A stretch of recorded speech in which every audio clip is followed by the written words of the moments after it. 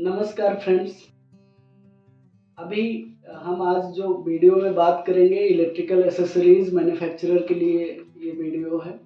और जितने लोग भी इलेक्ट्रिकल एसेसरीज बनाते हैं उनके लिए BIS मैंडेटरी हो गया है।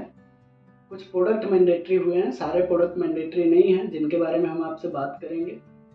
तो बात को शुरू करने से पहले मैं अपने बारे में बता दूं। मेरा नाम प्रमोद जायसवाल है। Induce India testing and research private limited में मैं एज अ डायरेक्टर वर्किंग हूँ। लास्ट 10 ईयर से मैं BIS के लिए टेक्निकल कंसल्टेंसी करता हूँ और अदर टेक्निकल कंप्लायंसेस में भी मैं सपोर्ट करता हूँ मैन्युफैक्चरर को लाइसेंस लेने में। तो हम बात करें BIS की। BIS bureau of Indian standard. Basically BIS एक नेशनल स्टैंडर्ड बॉडी है इंडिया की, जो क्वालिटी कंट्रोल में इन्वॉल्व होती है।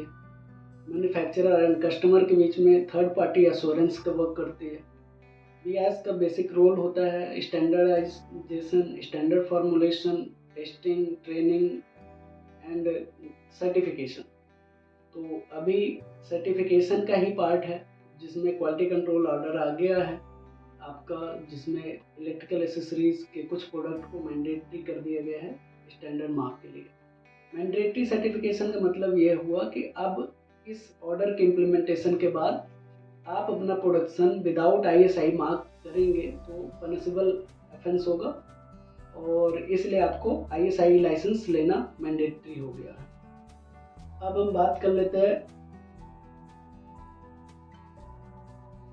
क्वालिटी कंट्रोल ऑर्डर का। तो ये quality control order ministry of commerce से आया है, DPIIT डिपार्टमेंट से। बेसिकली 1 जनवरी 2024 को ये ऑर्डर आया हुआ है। जो इसकी इम्प्लीमेंटेशन डेट है लार्ज स्केल या फॉरेन मैन्युफैक्चरर के लिए, ये 1 जुलाई 24 से इम्प्लीमेंट हो जाएगा। स्मॉल स्केल के लिए ये ऑर्डर इम्प्लीमेंट होगा 1 अक्टूबर 2024, और माइक्रो कंपनीज के लिए इसमें अभी रिलैक्सेशन है, जिसमें ये ऑर्डर इम्प्लीमेंट होगा 1 जनवरी 2025, मतलब 1 साल का रिलैक्सेशन है। माइक्रो, स्मॉल और मीडियम स्केल ये डिपेंड करता है आपके उद्यम से। आप सभी के पास उद्यम रजिस्ट्रेशन होगा, आप उसकी लेटेस्ट कॉपी निकालेंगे, उसमें माइक्रो लिखा होगा या स्मॉल लिखा होगा, उससे आपको पता चल जाएगा। बेसिकली ये टर्नओवर पे डिपेंड करता है, तो कंपनी का टर्नओवर जो भी होगा उसके हिसाब से माइक्रो, स्मॉल और मीडियम का कैटेगरी बनता है। अब हम बात करते हैं कौन कौन से प्रोडक्ट इस क्वालिटी कंट्रोल ऑर्डर के अंदर कवर हुए हैं। सबसे पहले IS स्टैंडर्ड 14772 है, जो boxes and enclosure for electrical accessories for house hold and similar fixed electrical appliances. ये बॉक्सेस एंड इंक्लोजर्स के लिए है। सेकेंड स्टैंडर्ड है 14927 पार्ट 2। ये standard basically cable trunking and ducting system, जो वॉल्स एंड सेलिंग्स में ये यूज होता है, डक्टिंग सिस्टम उसके लिए है। थर्ड स्टैंडर्ड है 1258, IS 1258। ये वेनेट लैंप होल्डर के लिए है, जो थ्रेडेड लैंप होल्डर होता है उसके लिए है। फिफ्थ स्टैंडर्ड है इसमें, फोर्थ स्टैंडर्ड है 15787। ये switch socket outlet non interlocking type के जो होता है उसके लिए है। नेक्स्ट स्टैंडर्ड है 13774। ये जो इंसुलेटिंग ग्लव्स होते हैं, जब आप लाइव वर्किंग करते हैं तो उसके लिए ग्लव्स की नीड होती है, इंसुलेटिंग मटेरियल का बना होता है, वो ये उसके लिए है। नेक्स्ट स्टैंडर्ड है 15652। ये इंसुलेटिंग मैट्स होता है, जो आपकी सेफ्टी के लिए होता है। हाई वोल्टेज टेस्ट वगैरह यदि आप कर रहे हैं तो इस मैट का यूज़ करता है, तो ये आपका insulating mats for electrical purpose. Next standard है 7809 पार्ट 3 सेक्शन 1। बेसिकली ये पार्ट 3 जो है, ये सेक्शन 1 के अंदर जो PVC टेप यूज होता है लाइव केबल को उसमें टेप लगाने के लिए, तो ये थर्मोसेटिंग टाइप का एडहेसिव टेप होता है, जिसको PVC plasticised polyvinyl chloride tape with non thermosetting adhesive, मतलब नॉन थर्मोसेटिंग एडहेसिव वाला जो टेप है उसके लिए है। उसके बाद एक और स्टैंडर्ड है 16012, जो पॉलीलेमिनेटेड एल्युमिनियम केबल रैप के लिए होता है। तो बेसिकली ये सारे स्टैंडर्ड हैं जो अभी BIS के अंदर इस क्वालिटी कंट्रोल ऑर्डर के थ्रू मैंडेटरी सर्टिफिकेशन में आ गए हैं। अभी इसका मतलब ये हुआ कि लार्ज स्केल और फॉरेन मैन्युफैक्चरर जो भी इंपोर्ट कर रहे हैं वो जुलाई के बाद, 1 जुलाई 2024 के बाद ना तो आप इंपोर्ट कर पाएंगे और ना ही आप इंडिया में मैन्युफैक्चरिंग कर सकते हैं यदि आपकी कंपनी लार्ज स्केल है। तो अब करना क्या होगा, लाइसेंस BIS का लेना कैसे है? यदि उसके लिए हम बात करें तो BIS की जो बेसिक रिक्वायरमेंट है एलिजिबिलिटी की, आपके पास मैन्युफैक्चरिंग यूनिट होनी चाहिए। आपके पास कंप्लीट मैन्युफैक्चरिंग फैसिलिटी होगी तभी BIS आपको लाइसेंस देगा। कुछ केसेस में कुछ पार्ट्स को आप आउटसोर्स कर सकते हैं, वो डिपेंड करता है प्रोडक्ट के बारे में। तो आप इसके लिए स्पेसिफिक कंसल्टेशन ले सकते हैं, हमसे बात कर सकते हैं, हम आपको उस प्रोडक्ट के बारे में स्पेशली बताएंगे कि इसमें कुछ आउटसोर्स कर सकते हैं या नहीं कर सकते। ठीक है। सेकेंड रिक्वायरमेंट है कि कोई भी मैन्युफैक्चरर जिसको लाइसेंस चाहिए उनको आपको testing facility in house install करनी होती है। Testing facility in house install होगा, वो डिपेंड करता है कि आप क्या वैरायटी आप लाइसेंस में लेना चाहते हैं। तो ये दोनों रिक्वायरमेंट बेसिक रिक्वायरमेंट हैं। आफ्टर दैट यदि आप एप्लीकेशन के लिए जाना चाहते हैं तो आपको थोड़ी प्रिपरेशन करनी होगी।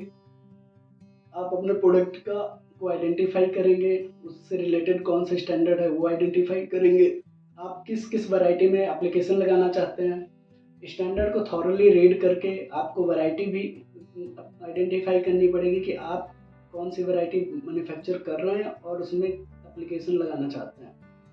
तो ये आपको करना पड़ेगा। अब हम बात करते हैं प्रोसेस की। तो प्रोसेस में सबसे पहले तो डॉक्यूमेंटेशन है।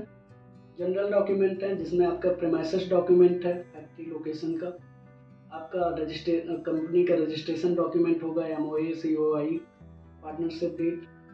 प्रोपराइटर के केस में हमें कुछ भी नहीं चाहिए होगा।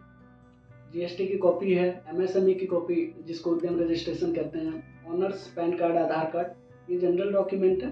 साथ में टेक्निकल डॉक्यूमेंट है जिसमें आपकी मशीनरी की डिटेल होती है, रॉ मटेरियल की डिटेल होती है, इक्विपमेंट क्या यूज़ कर रहे हैं, इक्विपमेंट की डिटेल होती है, उसकी एक्यूरेसी क्या होगी, साइज कैपेसिटी क्या होगी, एवरीथिंग। ये डिटेल्स, आपका लेआउट स्ट्रक्चर कैसा है या कैसा होना चाहिए, ये सारी चीज़ें इम्पॉर्टेंट है। तो ये डॉक्यूमेंट लगता है। डॉक्यूमेंटेशन के बाद आपका कोई भी प्रोडक्ट है उसका सैंपल टेस्टिंग के लिए BIS के लैब में जाता है। डिपेंड करता है कि आपका प्रोडक्ट सिंप्लीफाइड में है या नॉर्मल में है। सिंप्लीफाइड प्रोसीजर की लिस्ट है, स्पेसिफिक लिस्ट है, उससे आप चेक कर सकते हैं अपने प्रोडक्ट को। यदि वो सिंप्लीफाइड में है तो सबसे पहले आपके सैंपल BIS के लैब में टेस्टिंग के लिए जाएंगे। रिपोर्ट आने के बाद आपकी एप्लीकेशन सबमिट कर सकते हैं। एप्लीकेशन सबमिट होने के बाद BIS ऑफिसर आपकी फैक्ट्री विजिट करेंगे। वो location, manufacturing material, raw material, manufacturing machinery, list of equipment, layout, competency of quality control in charge, manufacturing process, everything they will verify। ये सब कुछ सेटिस्फैक्ट्री होता है, इन ऑर्डर होता है, देन आपका लाइसेंस के लिए एप्लीकेशन प्रोसीड होगा और आफ्टर ऑडिट 5 to 10 डेज में आपको लाइसेंस मिल जाएगा। इस प्रोसेस में जो एक्सपेंसेस हैं वो 2-3 तरह के हैं, जैसे कि आपकी BIS की एप्लीकेशन फ़ी है, इंस्पेक्शन फ़ी है, लाइसेंस फ़ी है, ये वन टाइम फ़ी है। फिर एक एनुअल मार्किंग फ़ी होता है जिसको रिन्यूअल फ़ी भी कहते हैं, ये आपको एवरी ईयर देना है। इसमें डिस्काउंट भी होता है, यदि आप माइक्रो कंपनी है तो 80% का डिस्काउंट है इस समय जब हम वीडियो बना रहे हैं। उसके बाद जो आपका सैंपल है वो टेस्टिंग के लिए जाएगा। नंबर ऑफ सैंपल्स कितने टेस्ट होंगे उसके बेस पर टेस्टिंग चार्ज डिपेंड करता है, वो एज पर एक्चुअल होगा, और लेबोरेटरी पे भी डिपेंड करता है कि कौन सी लैब में टेस्टिंग के लिए जा रहा है। BIS रिकॉग्नाइज्ड लैब में ही टेस्टिंग होगी, कहीं और से हम टेस्टिंग नहीं करा सकते। तो वैलिडिटी इस प्रोडक्ट के लाइसेंस की 1 साल होती है, ये ISI सर्टिफिकेशन के अंदर आता है। 1 ईयर का होगा, then next year onward 5 year के लिए हम रिन्यू कर सकते हैं। इसमें जो टाइम लगता है लगभग आपको 35 से 40 दिन लगेगा। प्रिपरेशन वगैरह करने में कई बार ज़्यादा टाइम लग जाता है। आफ्टर एप्लीकेशन 15 दिन में आपको प्रोसेस कंप्लीट हो सकती है। नेक्स्ट वीडियो में स्टील वायर रोप्स जो आता है, हम उनके बारे में बात करेंगे। नायलॉन या वायर मेश, इससे रिलेटेड भी क्वालिटी कंट्रोल ऑर्डर आ गया है, तो हम उसके बारे में बात करेंगे। मुझे उम्मीद है कि हमारी वीडियो आपको काफ़ी इन्फॉर्मेटिव लगी होगी। तो अब आप हमें आगे किस यदि आपका क्वेश्चन है तो आप हमें मैसेज या व्हाट्सएप कर सकते हैं आपकी फर्दर क्वेरीज के लिए।